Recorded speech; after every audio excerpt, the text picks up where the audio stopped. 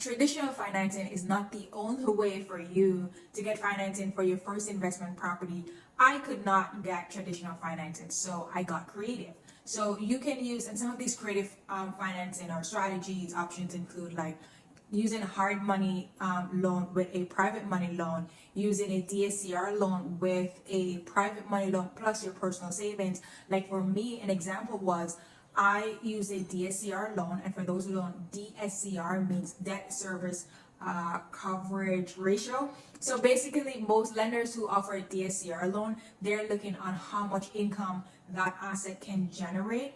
And so let's say your mortgage payment is $3,000 and they want the property to generate maybe $4,000 or $5,000, right? So they're looking at how much money can this property generate. So I use a combination of DSCR loan plus private money, right? I wanted private money to help with the down payment because traditionally when you use a DSCR loan, you need to put 20 to 25% as a down payment, which is 20 to 25% of the purchase price. So I needed funds for that, which then I now pulled to another financing option, which is private money. And the private money came from friends and family, right? Along with our personal savings. So that way we got very creative with different financing options. Let's say you're even doing a fix and flip project or any project where you're going to do some form of value add. You can use a hard money loan, right? And a hard money loan, maybe they will fund 100% of the purchase or a percentage of the purchase price.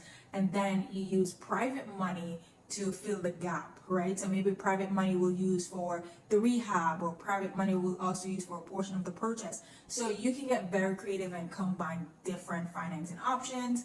Another way that you can get creative as well is, let's say you're purchasing a home using creative financing, such as you're taking over someone's mortgage payment. So that's called sub 2. So let's say a seller is behind, or they just selling their home and you're going to purchase the home subject to their existing mortgage payment.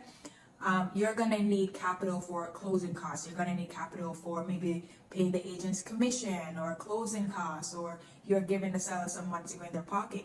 Let's say that is $30,000. You now need money, you need capital for that $30,000. You can now use private capital, right, to fund that $30,000.